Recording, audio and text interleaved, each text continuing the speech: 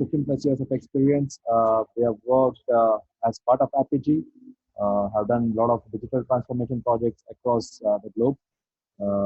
And today, what we are going to really look at is what is APIGEE and how does it really help any organization go digital. That would be the primary agenda for the day, and we will actually get started. Okay. So, what is APIGEE, right? So, we always talk about digital disruption, digital disruption. Now, what is digital disruption? We know that there would be a digital disruption in almost every industry, right? It almost started from music when iTunes came into picture. iPod got, very popular, and we wanted to buy a specific song instead of buying the whole album, right?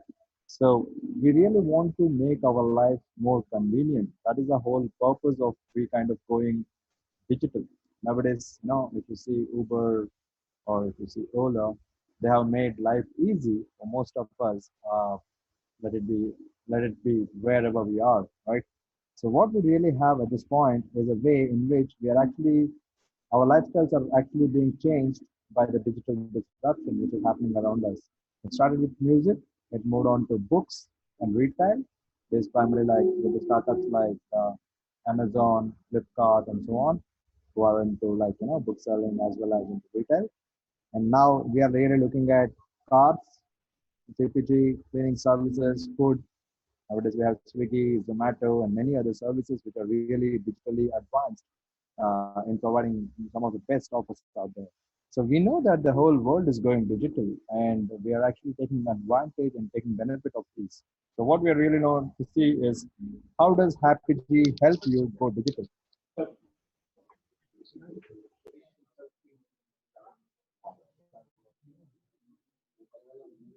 Any questions?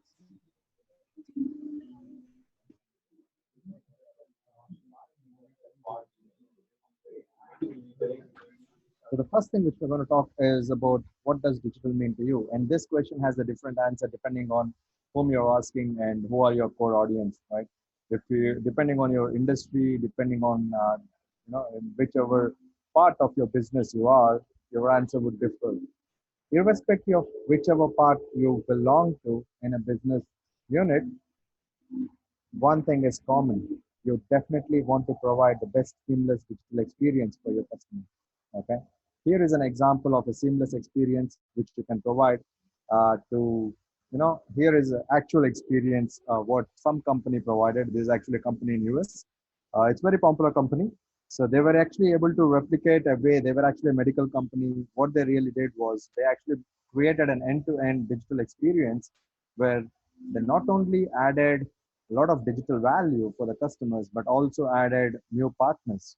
For example, being a digital, uh, you know, chemical or paracetamol company or parapharmaceutical company, what they really did was they actually wanted to sell the medicine online. And what they do is, based on your prescription, they were actually sending a notification saying, "Hey, your prescription is ready for pickup. You can actually come and pick up the prescription." While this was happening, they also allowed this in the same app for you to kind of upload the photos and get the photo prints done there. Okay, being a medical shop, if they're able to offer a new business offering where they actually partnered with a photo service, and they were actually allowing people to kind of print the photos. And not only that, but they also extended the same service to kind of book the doctor appointments and so on. So in a single app with the existing set of customers, they actually went ahead, offered more. So digital transformation projects not only enable you to just be better at the current business you're doing, but will also help you to get more loyal customers as well as a lot of new business opportunities along with your partners. Okay, so this was a real exercise. This happened in US. And finally, for whatever purchases they make, irrespective of whether they've printed photos, whether they're really scheduled or booked an appointment with the doctor or picked up the medicines, they get the reward points. And these reward points are again like a virtual currency in simple terms, because they will have to spend these reward points again for either buying more or something like that, right? So this is a seamless digital experience, but building such experience sounds easy, but really building it is difficult. So APIGEE helps you to build that. So let's actually see what happens and how do we really go about building such digital experiences. So it's pretty common that every organization in the world has, different kinds of systems. They would have, over the period of time, they would have definitely added different systems. Let it be from CRM, shipping, payment, uh, whatever internal systems they really want to have, right? Now, if you really want to provide a digital connected experience, your systems should be able to kind of communicate with the wide range of devices. And these devices can vary all the way from mobile apps, IoTs, uh, desktop computers. There can be anything. At this point, we actually have wearable devices, and so it can be anything for that matter, right? So we want to provide a digital experience. If you have to provide a digital experience, there should be a way for these various kinds of, you know, uh, channels to talk to your systems. And this is not simple because these systems speak different languages. They are usually very complex. They don't really speak the same language in many cases. They actually may be very heavy for small systems to be consumed. There can be different types of challenges, and we'll talk more about the challenges in a minute. But what we are really looking at is we want to increase the speed of innovation. We want to increase and handle a lot of scale of incoming requests and responses, and we don't want our systems to go down. These are three major, non-functional requirements, which we always get to hear when we really want to create a good digital experience. Because nowadays we talk about internet scale companies, right? What do you mean by internet scale companies? We don't really know how many people are online on Facebook at a given point of time, how many people are online at a given point on LinkedIn or WhatsApp for that matter, right? So that's the scale which we are really talking about. If you really want to kind of go or reach out to wider customers, your organization or your company has to go to a digital channel or go via a digital channel and target the anonymous customers out there, or known and unknown customers both, right? So that's the whole purpose of using some platform. But let's see what exactly are we trying to achieve. We are trying to connect, or we are trying to somehow enable the communication with the end channels and the internal systems. All right.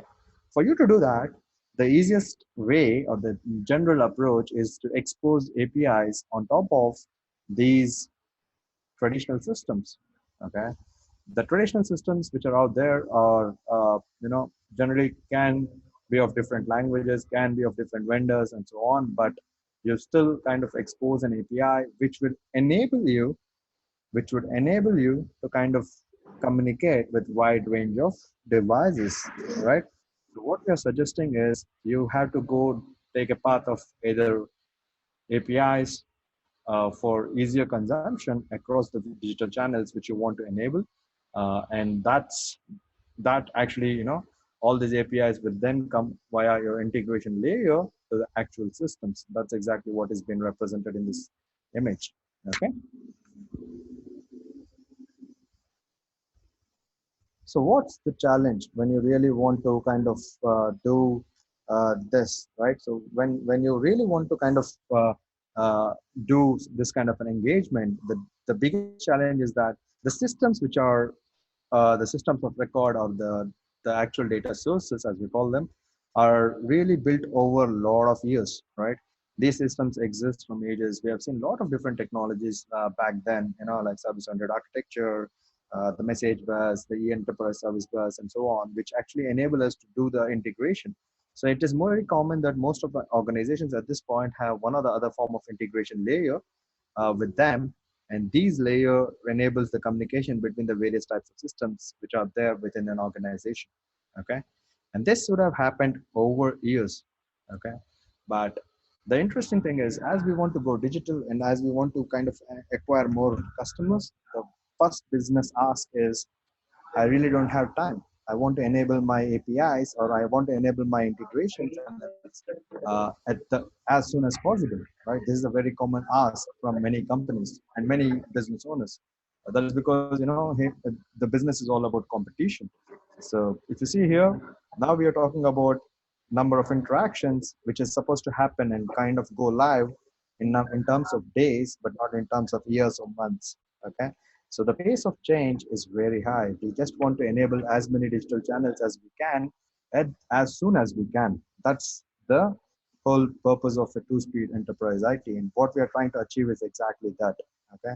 So we want to enable different types of applications able to talk to our system of records in a standard way, still ensuring the following aspects. Now, what are the challenges of this kind of an enterprise organization? Like whenever we have this kind of an environment where we really want to enable people to external parties to talk with our systems, the first thing which comes to mind is security, right?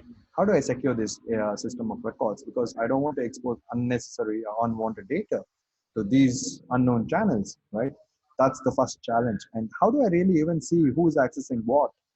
And what are they doing with my data? Are they really using the system the way I intend them to use, or they're misusing the system, right? And what are the patterns? What are the devices which are really consuming this my data, right? And if there are any anomalies, like if someone is doing a batch process or over the night they're really transferring a large volume of data or whatever, I should have an insight. But these are the things which are lacking. We don't know who's actually accessing it.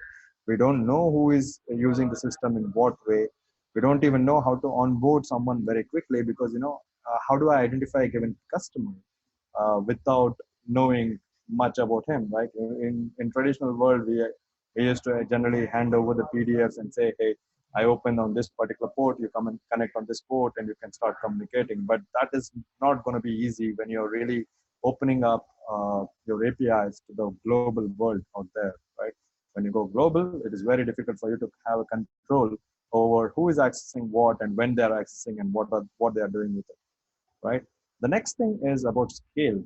What is scale now? When you have opened up your enterprise, which was actually designed, or when you designed a system, generally when we design a system, we design a system to kind of handle a certain amount of load, like let's say 300 concurrent users, 500 concurrent users, or maybe 50,000 concurrent users, and we really don't know what happens after that, right? Because for the most part, the system is well tested till that point, and then we assume everything is good, right? But when you expose your APIs to the global world, how do you really handle all the other aspects? Do you think our API infrastructure will scale accordingly, or our backends will scale accordingly? All those other aspects would also come into picture, right? So traditional technologies, which are generally there, are not really meant for internet scale applications. That's why we see a lot of emphasis nowadays for microservices and reactive Kafka and things like that. So where we really talking about a high volume and higher scale kind of approach. Yeah. So in simple terms, these are some of the challenges. And what is agility? The last point is agility, the speed at which I can really change. Because today, my business unit said, hey, I want to expose my APIs, or my partners are going to use mobile apps and they want to consume this. And tomorrow, if they come and say, hey, we want to use IoT devices or an Apple Watch to consume the same thing, would it be possible? Or are there any challenges, right? So those kind of things, because we don't really know what are the ever business demands or the business needs are ever changing. So being ready for this changing business needs is your agility. So these are the challenges when you really have in your current infrastructure. So what APIGEE provides, or what challenges which you have as of now, are primarily this: you have an application, an app server which is running on various things, and you kind of scale to a million of users or thousands of users depending on the use case. Generally, these applications are traditional applications where we feel being mobile first or cloud first is more of an enhancement or add-on feature. Okay, and the security is usually centralized security. So what we have is we want to control everything from a central location. That's the whole traditional way of looking at security. Okay, we always assume that there's a limited we always assume that there is a limited use of data, and there is an IT operations requirement which comes into picture, where you have centralized innovation centers. So we have COEs or CEOs, as we call it, like, or center of excellences in each organization. Those are the organizations which drive the innovation factor in the companies, right? But that's changing. So what are we talking about? We are actually moving away from millions of users to billions of users. We want a cloud native or a cloud first or a mobile first infrastructure or environment. We want security at each point of engagement, right? This is the future, what we are really looking at. There should be end-to-end visibility across all the digital value chain. We'll talk more about digital value chain in a minute, but that's exactly what we need. We want to know who's doing what with my data and when are they doing and how are they using it, right? We moved away from IT ops to DevOps, right? So what we have is DevOps practice, and we really want to kind of automate or manage all our operations. Yeah. And then we have distributed innovation. What is distributed innovation? We have a lot of different teams working across the globe to kind of, support the innovation aspect of our organization. Yeah. So these are the requirements which we really want to achieve in future. Okay. How do we really go about achieving that? Right. So that is exactly where APIGEE comes into picture. APIGEE provides an intelligent API platform. Okay, so APIGEE provides an intelligent API platform.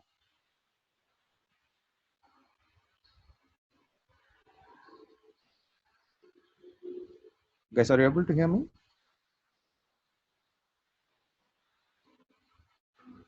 Okay, all right. So yeah, so APIGEE provides an intelligent API platform which actually covers the various aspects. So it is kind of covering the security, persistence, scalability, analytics, and developer management. And this is something which we are going to take a second look at. And what I'm trying to highlight is that the APIGEE platform is now actually acquired by Google. It is Google from November 2016, and the purpose of the platform itself was to kind of do this. It kind of covers the middle grounds between your enterprise and your connecting channels. Okay, so while it does that, it actually provides you security, persistence, scalability, analytics, and developer management. We will see how does it all do that. But at a high level, that's exactly why you need an intelligent API platform. And that intelligent API platform should also manage taking care of something known as digital value chain. So you have backends. The backend teams exposes APIs, and these APIs are actually consumed by some developers, and those developers would further expose the APIs to the end users, either via mobile apps or some form or some other form of application. Okay, so this is called a digital value chain, where we kind of ensure the end-to-end connectivity all the way from end user to the actual backend. Whatever you see here in the middle layer, where you see connected experience, developer, API, and API team, this whole layer is actually taken care by APIGEE. Okay, so that what does APIGEE really provide you, or how does an API project generally start? An API project generally start and saying, I have a system which I really want to integrate and expose to end users via some developers. And who are these developers? These developers are the guys who are really building the mobile apps. Why do we have so many apps in our mobile app store and and Play Store at this point? That is because of projects like these. We have a lot of APIs out there. There are many creative developers who know how to kind of connect the various APIs and provide a very seamless experience for the end users. One such example is there are a couple of apps which will allow you to aggregate around your social network, right? You post it at one place, it'll automatically push to Facebook, push to Twitter, push to you know Instagram, or whatever whatever you really want to use.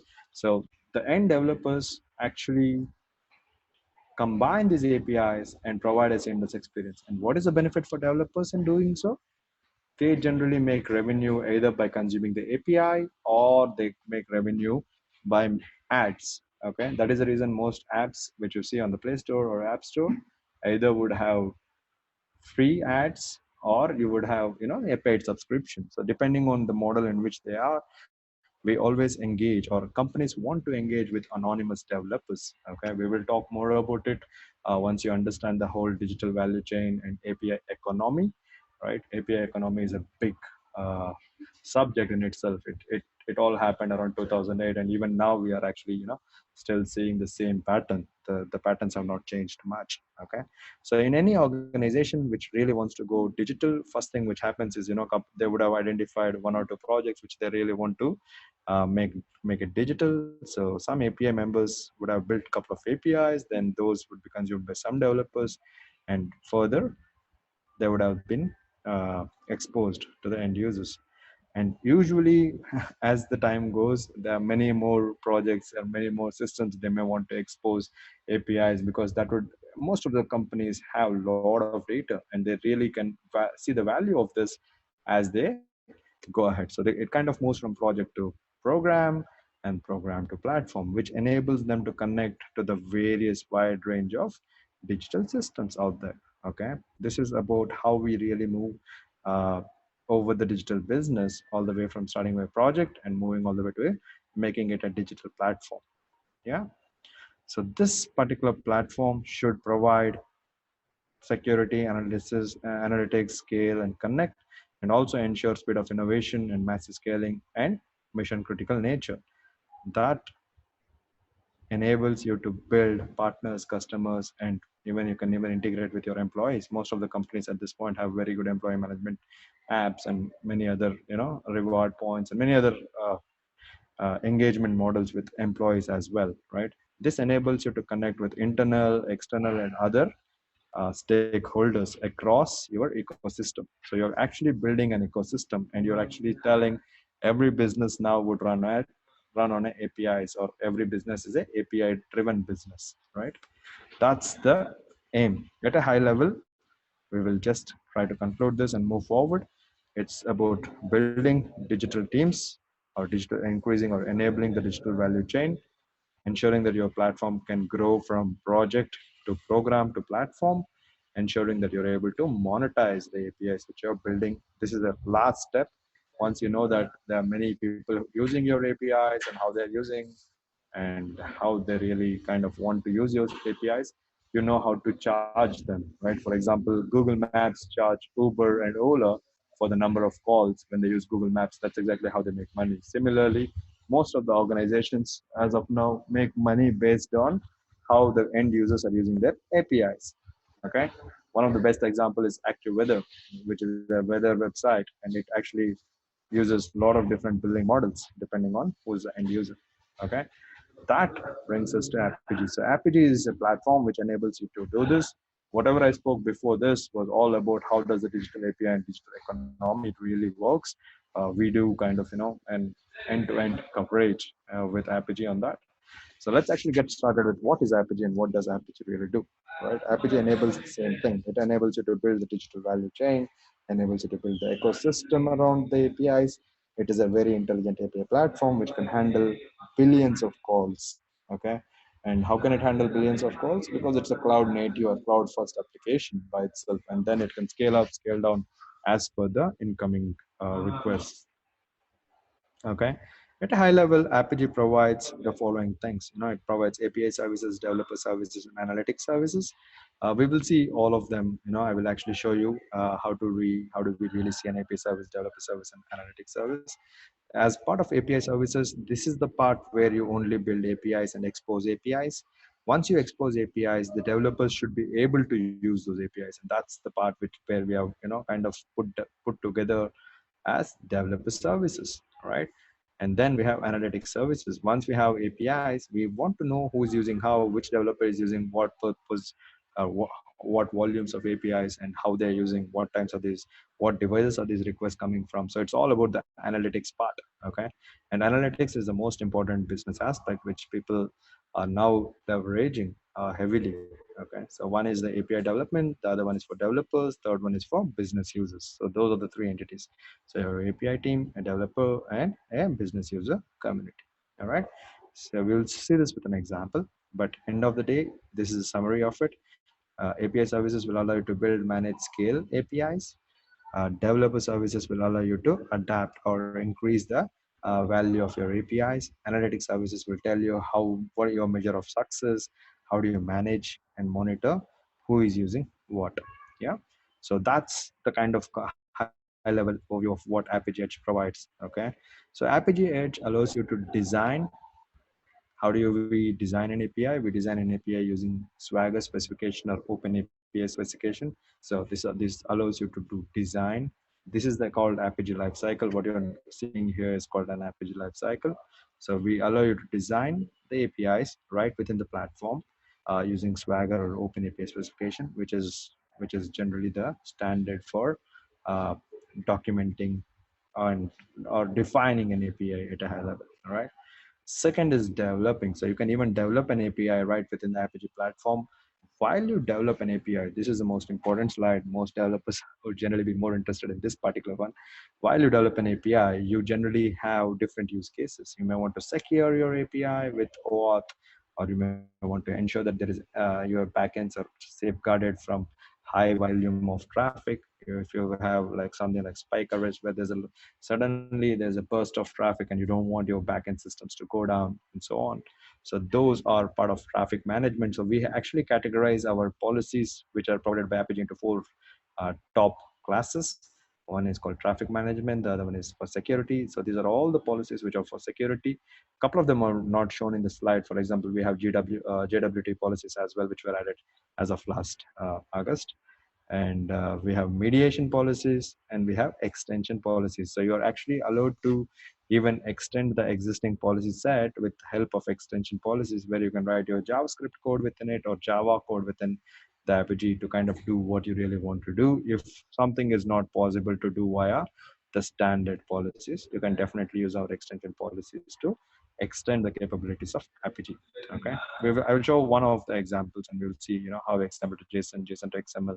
How do we really support SOAP to REST and REST to SOAP, which is a very common use case, right? So we will see one example quickly today, and let's actually see how does that look like, right? Next is security. You can actually secure the APIs, as and when we actually want. And so for security, we have different levels of security. For backend security, we have like mutual SSL, IP access control, or view-based access control. For API team, we have role-based access control, audits, who is doing what within the API team. We can see that. For APIs, we have a lot of different securities. We have OAuth to specific quota. For example, I don't want some developer to make more than 1,000 calls in a month. I can restrict him exactly to 1,000 calls. Spike arrest, I don't want someone to make more than 100 calls in a minute. I can restrict that. I want to ensure that there's enough threat protection, like no one is doing a SQL attack or a content-based attack on my APIs and so on. So there are a lot of security enhancements which are possible within APIGEE out of the box. These are provided. Developers, we generally allow developers with the role-based access control, single sign-on and so on. So for while a developer is trying to register to an API, there are a lot of things which you can perform during that particular phase. Similarly, for connected experience, we have API keys, OAuth 2, and mutual SSL. For end users, we have multi-factor authentication, OAuth 2, and federated login. So all of these, this is like one single slide which summarizes almost all the security aspects in the overall digital value chain. Yeah. Next is how we allow APIs to be published. For publishing, we have something known as developer portal. See, when you have APIs, you really want people to start using your APIs. How do we do that? We do that by creating developer portal where the people can register themselves, can get their own security token or a security key, which they can further use for accessing user APIs. I will show you an example or a sample developer portal, which you can leverage for demonstrating, or how do we really generally do customer engagement or developer engagement via developer portal. The developer portal not only allows the end users or end developers to register and use the API, it also kind of acts like a mean of documenting the API. Here you can see that there is a PASY. We are going to see the example of the exact same one. So it allows you to document the APIs. It allows the people to kind of self-serve the API request and automatically subscribe and unsubscribe for a particular API. Okay. Next is scale. The scaling part is very interesting because see, we have both private cloud as well as public cloud support. So APIGEE is available across the globe, and the best part is you can even have a multi-data center scenario where you have a couple of servers running in India, some in Singapore, some in Australia, and still you can actually have all of them communicating with each other almost real time. Okay, because the whole APIGEE platform itself is built on such an infrastructure which allows you to kind of segregate or handle geolocation based policies of whatever you really want to do. So you can have it actually is available on 19 availability zones. I think it is now 23 at this point as I speak. Okay, almost accessible at most of the standard AWS and GCP locations for deployment. Okay, so that's the public cloud and private cloud, and they can definitely scale up, scale down because they take advantage of the underlying cloud services to scale up and scale down the services if it is absolutely needed, especially in cloud. In private cloud, you have an ability to decide what is the volume you want to handle, and there would be enough spare, computing power as part of the standard specification, which will allow you to scale up and scale down as per your organization needs. So you have both private cloud as well as public cloud offering from AppG. Once you kind of have your APIs, the next thing which we generally apply is ability to monitor and analyze APIs. That is done via analytics. Okay, so we have analytics around app to see who is using, how they're using, what are the apps, where are they being consumed. When I say app, this is not really a mobile app. This is more of uh, an logical entity which may represent a mobile app, which may represent an IoT app or whatever app which the end users want to, or our end users are using to consume our API. Okay, so there are app analytics, there are developer level analytics. I can see how many developers have been able to engage, how many customers, how are they using the products. Okay, so the whole purpose of APIGEE is to sell your APIs like a product. That is the whole purpose of it. So for example, generally when we do a banking use case, let's say you want to combine all the APIs required for loans as one offering, right? So you bundle all your APIs and you'll be able to sell them together. That's exactly what is the whole aim of enabling APIGEE to sell products, and we will see that in a minute. Okay, so I will use the last 15 minutes for demonstrating whatever I'm just speaking here. Okay, next is API analytics. So API analytics, so the analytics is inbuilt within APIGEE platform. It automatically enables you to track how many requests came, what happened, who did what, and so on and so forth. We can even see the geographical locations of things and so on. Okay, so the different things which you can perform as part of APIGEE in order to kind of see what's happening everywhere. Okay, once you have this visibility, once you know who is using your APIs in what way, it allows you to kind of monetize. And now this is the most interesting part. So this is the place where you have return of investment for the investment which you made. And for that, APIGEE actually has a way to allow different charging models. Okay, so you can actually do something like freemium where you give some duration free or some specific quantity like 10,000 requests free per month or something like that, or a combination of both. You have some fee-based models, like depending on transaction volume, you may want to charge. Depending on revenue, you may want to charge, or you may want to do a one-time setup subscription models like every month, every year, or pro rata basis. There are many different models in this case. Okay, one of the best customers who have used almost all these models is AccuWeather, because they have a lot of different channels. Okay, as and when you identify more channels, you can actually leverage the different monetization options which are there as part of APIGEE platform, and you can see how to monetize. Okay, that kind of summarizes the overall APIGEE offering. Okay, so that's the overall offering. Now let's actually take a quick look. Okay, so these are only for definitions. Let me actually quickly log into an APIGEE. So this is my APIGEE instance. This is more of evaluation instance. So as I was saying, there's there's the ability to develop, there's the ability to publish, there's the ability to analyze, administrator, and so these are the four topmost categories. So in order to create an APIGEE, I said we can start with doing a contract or doing a specification, right? So it is very simple and straightforward to use. Okay, while that is loading, let me actually go ahead, open up another instance so that I can quickly show you the other window. Okay, so as you can see, this is a very interesting. I have a lot of proxies. So let me quickly show you how to create a new proxy and how to consume an API. I will show you I will show you how to consume a SOAP API. Uh,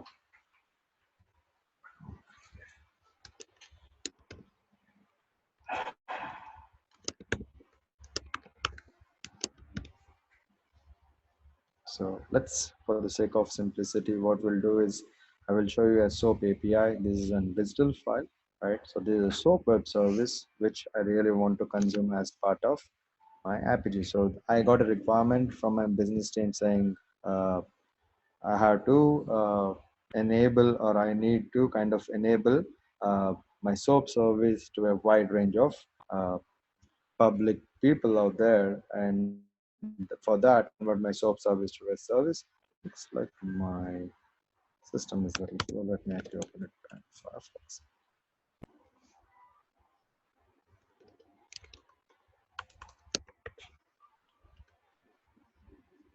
All right, this is better. Better proxies. Excellent. All right, so that should bring up my proxies. Okay, so this is my new org, so there's not much of data here. So I just created this like an hour ago. So as you can see, there's nothing. So let's say I told you about just a use case where you have a SOAP service which you really want to expose. So APIGEE not only has support for SOAP service, it also has support for REST APIs and all the other things. But let's actually start with SOAP service so I can show you it not only does simple APIs, but it can also convert a SOAP service to an API immediately. Let's see that. So it asked me for a WSDL URL. So that is a WSDL URL, which I just copied. This is a public service for calculator. I just click on validate. Okay, you see that it actually validated the WSDL, and here is the calculator service. I can change what it is going to be called. For example, I may call it p1/calculator, which is nothing but the version 1 of the calculator. And what we can do is, this is the calculator proxy name. Okay, and what we can do is, while it identified there are 4 operations in that calculator, right? Like add, subtract, multiply, divide. These are all SOAP services. So ideal request and response would have looked something like this. So your request and response would have been something like this. Okay, so if you click on add, this is what is a request would have been. It should have been a SOAP message as we know it. Okay, so it is expecting 2 integers and it is actually adding and giving the result. If everything is good, it would have given result something like this. Okay, so let's actually go ahead. We will actually just quickly go ahead and make it a SOAP service. Instead of this particular SOAP request, we are going to make it a REST. Okay, I'm just changing all of them to get. It is debatable whether it is supposed to be get or post or put. We can decide that later. For now, I'm just going to quickly show you get. So I'm changing all of it to go via simple get. As you can see here, APIGEE has an ability to convert. It's called REST to SOAP to REST, and there's a reason why it is called REST to SOAP to REST instead of calling JSON to SOAP to JSON, because we support both JSON and XML. We see that in a minute. Let's go ahead, click next. We'll do a pass through.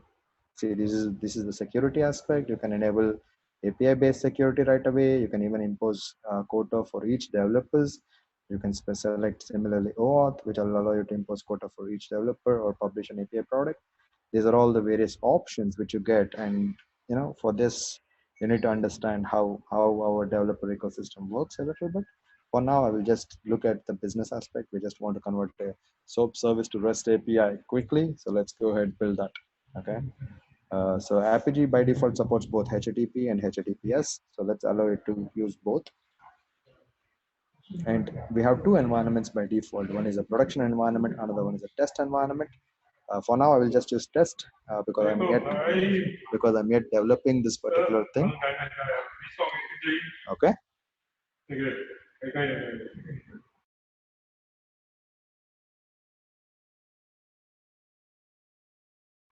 Okay, as you notice that it is actually created, the API is now created. So to see what got created, it says view API proxy.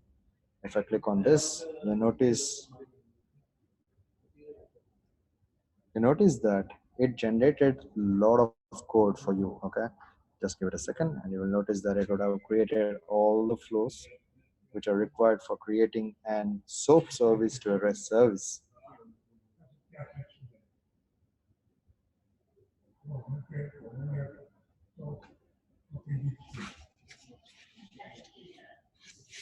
Oh, that's a little slow on my part.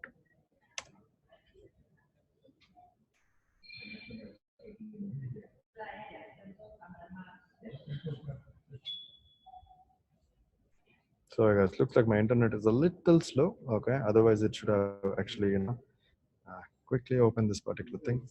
You would notice that it would have, just give it a minute there. Let's see.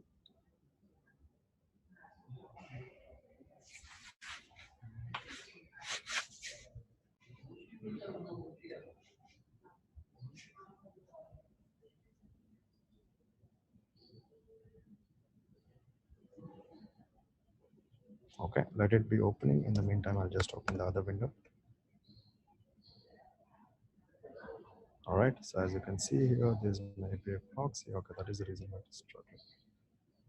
It just got confused between two orgs. I have two orgs open, so hence it's not able to kind of identify which org I'm using.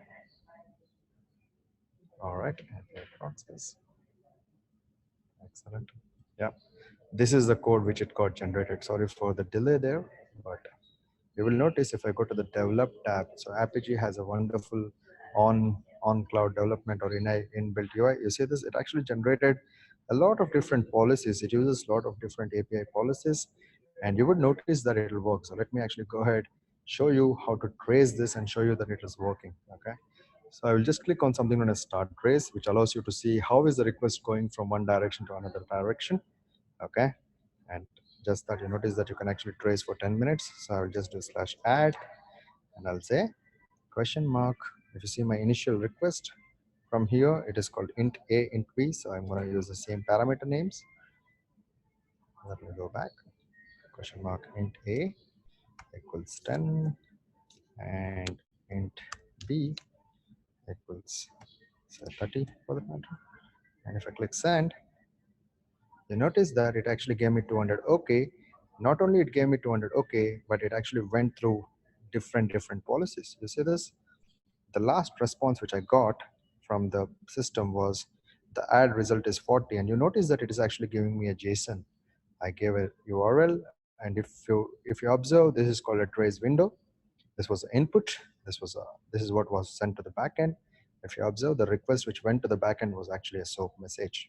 Okay, so you notice that it is a SOAP message which is going to the backend. It actually used 10, which I passed from here as one of the inputs, and 30 mapped to the other input. This is exactly was a request which was sent to the backend server. And from the backend server, if you see, it actually got a SOAP response that was again converted to REST. And final response is this. To show that better, what I will do is I will copy this and I will go to Postman. Postman is a HTTP client which you can use. All right. So I will paste it here. See this? There's int a, int b. Just to show it again, I will just make it 15. And if I click send, all right, you notice that there is a response as 45. Now let me show you something more important. We will just say accept. Instead of this, I don't want application JSON, but I really wanted the XML version of the same thing. So I'm going to say I want application XML. If you notice, now it also supports JSON as well as XML. So let me show you the JSON one again.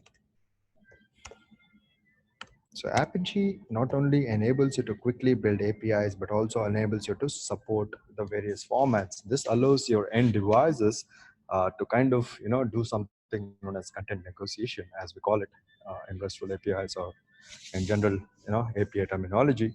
So APIGEE allows you to do almost all the standard ones. Now let's just go ahead for a quick minute and say, hey, I don't want it to be accessed by everyone.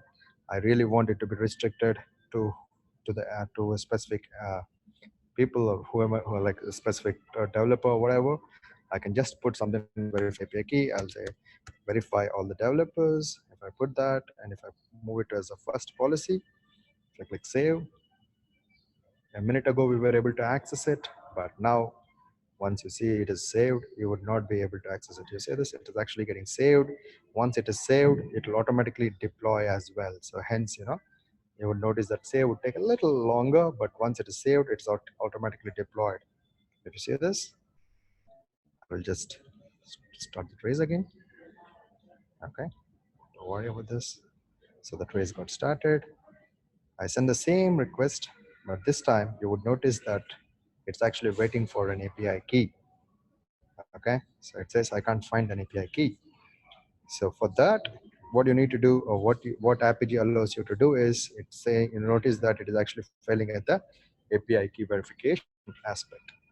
So you have to create a developer and allow them to access or get an API key. So just that we have a couple of minutes, so let me go ahead quickly show that as well, and then we can actually take some questions. Okay, so we have API. So we need to create API product, and then we need to create an developer. So you need to, if you want to really use an API authentication based on verify API key or OAuth 2, you have to go through the complete APIGEE digital value chain. So you have API, and API then results in an API product, which you really intend to sell. And once you have API product, then you allow the developers to kind of, register to that particular API, and that gives them an API key, which they can use for actual consumption. Okay. So let me go ahead. While we are waiting for that, we'll go to developers.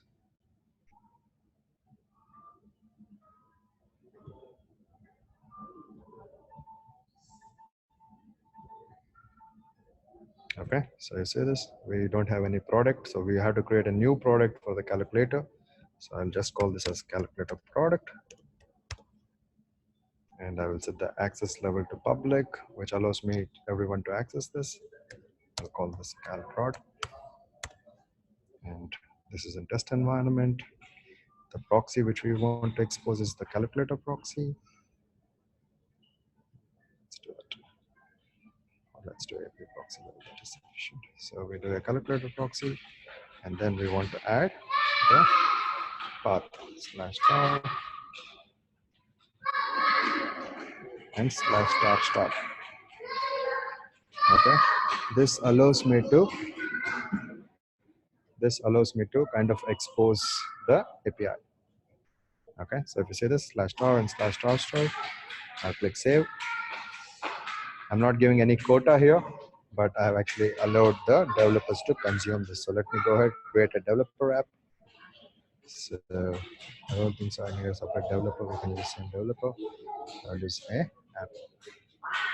So we have to create a developer, then we have to create an app.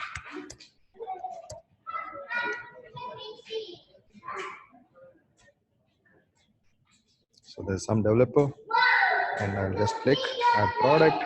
So you can actually really control the access of your APIs at various different levels. As you can see, it is coming as upload. I'll just click create. Okay, that would give me an key. This is the API key which we have to use. Okay, so if you see this, I go back to the postman. I just put a question mark API key. It's not mandatory that you have to pass it in the query param, but you can actually pass it in header and many other things. All right, so if I do this and if I click send, if everything is good, it's still not complete. Just a second. So the value is /star/app, and we have the API key. It is approved. Let's check what failed quickly. So it is saying request.query param. Oh, sorry, this is supposed to be ampersand. That's what I was wondering, because there's nothing else which is wrong here. If everything is good, you would notice that it will actually validate the API and go through. Okay, just to show you, I will show you for 60. Click send. You notice that the API key is validated. Okay, if I change even one letter, two letters, or whatever it is, your API key will not get validated. You will get an invalid API key. So this is how you actually kind of go about creating a SOAP API to REST API, and also enable a security, and also you can see how many requests came from where. Okay, so for that part, last but not the least, APIGEE actually has amazing analytics. Okay, so let me quickly show you the API performance. So we have a lot of analytics actually, but yeah, as you can see here, I'm showing the wrong one. So let me actually switch to test. So today, in the last hour, see this? These were the number of calls. There was one call which was gone, and there were 4 success calls. I can even see what was the volume and everything else. There are a lot of things which you can do. You can even build custom reports and so on. Okay. So I hope that gives you a fair idea about what is APIGEE capable of. APIGEE can allow you to quickly build APIs and go to production almost immediately. That is the best thing.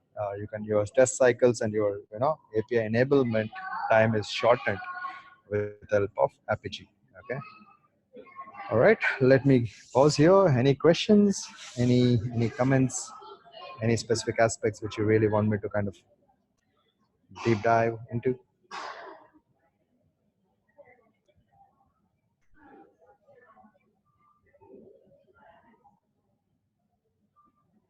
So just to show you, there are different types of policies. Traffic management policies. This is what I was telling. In security, we now have JWT policies, which was not there on the slide deck. For mediation, you have a lot of different policies. For extension, you have a lot of different policies. Now we have something known as flow callouts, which will allow you to reuse one proxy into another proxy, or like we have something like a sub process, which allows us to really use a lot of different things. So all of these policies have their own, advantages, and they really actually they're very simple to write. Them for the most part, they're highly configurable. So you can actually use these policies to build your APIs quickly. All right. With that, I pause. Any questions?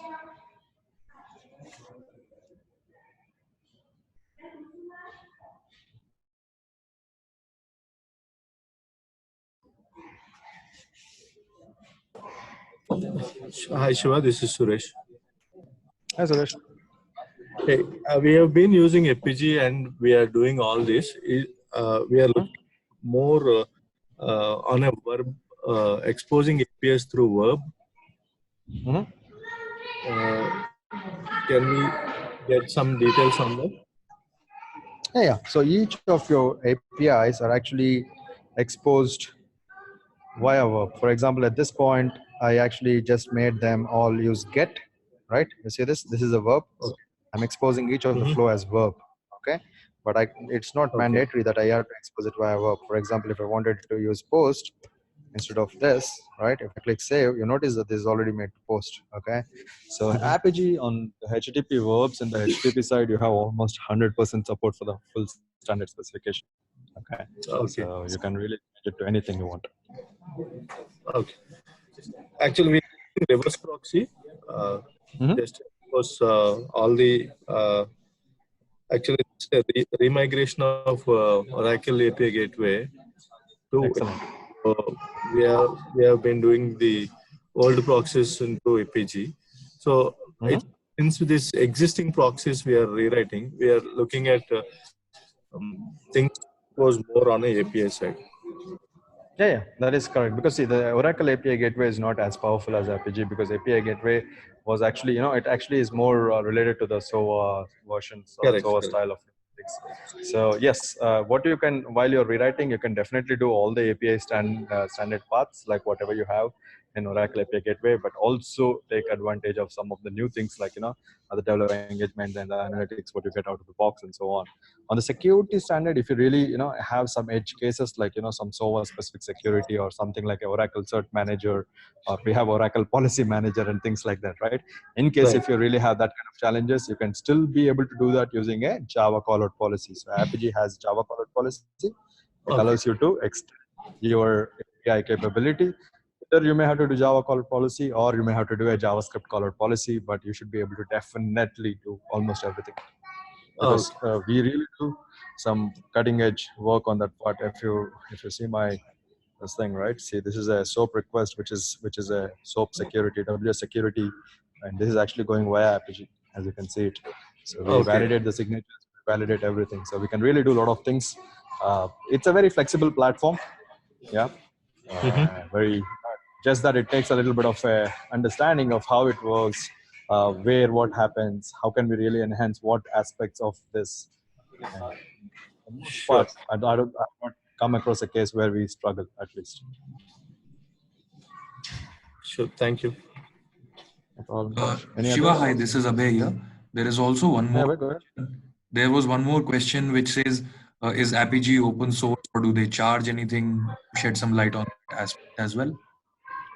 Definitely. So APIGEE is not open source. APIGEE is a subscription-based product. You also have a private cloud version of APIGEE, which is actually meant for some of the high-end customers, as I can say, because for the most part we are trying to go public, right? So when you try to go public, generally the cloud one is simple and easy to use, but it is definitely not open source. So if you want to understand more about the APIGEE pricing, just go to apigee.com. Right, and you kind of get a pricing. Okay, hold on. Unfortunately, in my case, APIGEE goes to somewhere else, but they do have the pricing channel right in front, right in their starting and the first page, because it's actually moved to cloud. That's the reason. So now APIGEE is actually part of the cloud of Google Cloud, actually. So cloud enablement of the cloud platform of the Google. As you can see, the evaluation license is free. The one which you saw just now, whatever I've shown you the proxy on, this is exactly what I'm using. But you can use Team license where you can have access to 3 users and so on. You will get actually the different pricings. Oh, interesting that they're not the pricing here. But actually, yes, you can actually request for pricing. It is not super expensive. This one and this one are definitely like they're monthly charged, and this one depends on your enterprise. As I said, this is the most advanced platform. What I mean is you can actually do anything almost on that particular platform. So this one is a little expensive, whereas the team is, I think, somewhere around, if I'm not wrong, somewhere around $2,500 per month or something like that. That's the cost of it. I'm not sure if there are any changes. That was the previous cost, as far as I know, but it is not an open source. Just to kind of confirm. Yeah. Any other questions? Yeah, Shiva, I have one question. This is Shiva again. Mm-hmm.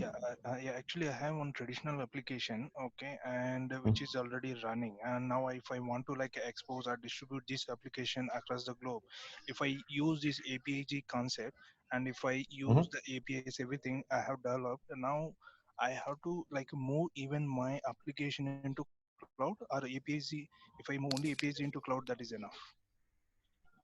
See, the thing is, there are two separate things here. One is, when you have a traditional application, which was possibly a monolith, right? So you want a monolith to be moving to the either in the private cloud or to the cloud. So it depends on how you are designed, so how you are planning to go ahead. One is, APIGEE can be both hosted in cloud, public cloud, as well as the private cloud. So if you want really APIGEE to sit within your enterprise, it can do so. There are many banks who do that. Okay. Okay. So they keep everything within the infrastructure, and then they will use the APIGEE to kind of ensure that nothing is going out of the network. So it is possible. We have done that for many. In fact, we have done that for a large bank in India. Okay. Okay. Okay. So it is possible. Okay. Yeah. Thanks. Hi, Shiva, Rahul here. Yeah, Rahul, go ahead. Yeah, so I've seen a lot of, in Azure API and AWS API. Is it really worth to move it from there to APIG? I mean, is That's it? a great question. So yes, so there are different types of API gateways, right? So for the most part, if you see the Azure API gateway and in the Amazon API gateway, those are actually just the edge gateways. As in, they generally worry only about the security aspect. They really don't have an end-to-end developer coverage. What I would say, for example, when you write an APIGEE API, right? For example, let me show you a use case. AZ. Okay, so this is our developer portal. This is called APIGEE. This is a way where in which we engage the end customers via APIs. So there are a lot of other benefits compared to that of what Amazon API Gateway or Azure API Gateway provides you when you come to APIGEE. This is how we document our APIs. Not only we kind of allow the end users to try these APIs, but they can actually consume the API right from here. So let me quickly show you that when it comes up. So it shows what is a request, what is the response, and how you can try that, and say this, it will use this particular thing. It actually has a high-end security. In this case, they are using a HMAC security. So at an overall perspective, if you want developer engagement and the analytical capability, and also the enhanced development capability on top of APIGEE, that's on top of your APIs, that's when you kind of come to APIGEE. Whereas there are definitely some parts when there is an overlap, because if you really have all your business logic in your APIs in the backend and you want APIGEE to just be a simple reverse proxy or simply just for securing it, you want to use it, then yeah, you still have an option where you can definitely use the simple AWS and Azure to do that particular task. Okay, but any extended use cases you have, or any other OAuth where it has to kind of go across to authorization server and everything else. See, for example, if you're in Amazon and if you're using Amazon API Gateway, that is good, right? Because you almost can take advantage of the IAM and everything else which is there within part of Amazon, and you can build your everything within that particular given ecosystem. What happens if you're not in that ecosystem? Yep. So, because I was working extensively on Azure since last Mm-hmm. couple of months, and whatever you have shown in here, Mm-hmm. as I can see, I mean, the quite similar things I can find in Azure. So I was Correct. thinking, what's the point? I mean, is there any worth to moving it here? I mean, what about the pricing? Because I was googling and I found out that APIG is even more costlier than Azure. That is correct, because the thing is, your Azure API Gateway is not really a full-fledged. That's what I was trying to tell you. So the Azure API Gateway is a very simple gateway. It just takes care of certain aspects. See, it's Because not a we are 3D. getting analytics and everything. I mean, the Correct. API documentation you're seeing, I can. I mean, we have in Azure API the same kind of layout there as well.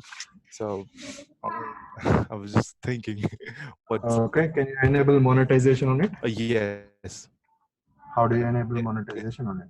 there's an option there, metrics and monitor metrics where you can No, enable the metrics is analysis. See, yeah. that's only analysis. But how do you do monetization? They have their graphs where they show the No, graphs comes. And what I mean is a rate card. Let's say I want to charge you based on the amount of usage which you've done. Mhm. How do I do that? They show in their cost analysis section. Okay, so that's good actually. So if you have all your use cases covered as part of Azure, then yeah, And that's good. also, You I can mean, possibly also when now they have this new thing where they put up like these are the configuration because of which you're not at their optimal cost, so see you can get that things. cost is more of your cost. What I'm trying to tell you is when you want to charge someone Mm-hmm, else, right? mm-hmm, For example, for your API product, mm-hmm, right? For example, let's assume you are an employee management system, mm-hmm, all right? yeah, Some company wants to use your mm-hmm. APIs, and now you want to charge that other company. For example, Okay, how okay, Uber yeah, charges or Uber is getting charged by mm, Google yeah, Maps, get right? it. That kind of monetization I'm talking Oh, about. So the charge which you are talking about is you are yeah, incurring okay, yeah, for absolutely, yeah, get it. for the infrastructure. That's a different thing. Got that, yeah, Okay. okay, Yeah. So it's a little different. Yeah, that's what I'm telling you. When it comes to the APG, or when I say I'm not, see, I was part of APG long ago, but what I'm trying to tell you is definitely there are overlaps, but definitely the coverage as part of APG is much, much higher compared to the what of most of the API gateways which we have seen. I see. Okay. And the other thing is the ease at which we can actually go ahead, develop, and enhance the capabilities of a given API or an existing API Mm-hmm. also is much faster in APG compared to most of the other ones which we have seen. See, I kind of do a neutral view whenever I do APG, so I'm actually a fan of AWS Lambda as well. But still, Right. I will tell you, compared to AWS Lambda and API Gateway, Mm-hmm. there are certain business benefits and the visibility aspects which the businesses can take advantage of, not only the technology part. See, we always look at things from technology part, okay? Mm-hmm. But for the business, return of investment matters more, right? Yeah, So that's the why I return, asked the question. Actually, that's yeah. what, yeah. So Okay. because when it is expensive, there should also be a justification of why it is really that and how can it help make money. Absolutely, yeah. Sounds good, Rahul. No problem. Any questions? Any other questions? Thank you. No, that's it. All right. Abhay, back to you. Thanks, Shiva. Thanks everyone for attending our APIGEE webinar today. And if you have any other queries, inputs required with respect to APIGEE, training, any consulting required on APIGEE, you can absolutely reach out to us at ops@stalwartlearning.com. The other aspect that you can do is absolutely reach out to your learning teams, which would have probably shared these links with you to join. Shiva, there is one more question that I just received. Is there any time of an API, or do we have to pay any renewal charges? For APIGEE, renewal charges? So the question is there any expiry time of an API, or we have to No. There's no expiry time for API or APIGEE in general. It is a recurring subscription charge. For API itself, there's no charge. If you really want to do that for your end customers, you can do that, but APIGEE doesn't do that for you. What I mean is, for you, it is unlimited till the point you have the subscription. Okay. In case if you really wanted to charge some customer just for a day or 2 days and so on, that is all, it's the monetization part. But for you, APIGEE is free until the point you have the subscription valid. You have your complete infrastructure up and running. There's no specific charge for per API or anything like that. Okay. Perfect. So thanks, Shiva. Thanks everybody else for attending the webinar today. As I was saying, to have any training or consulting assignments on APIGEE, you can absolutely reach out to us at ops@stalwartlearning.com, or you can reach out to your learning teams who would have forwarded you the link for today's webinar. Thanks everybody. Have a good day. Thanks, Thank you all. Shiva. Bye. Thanks. Bye.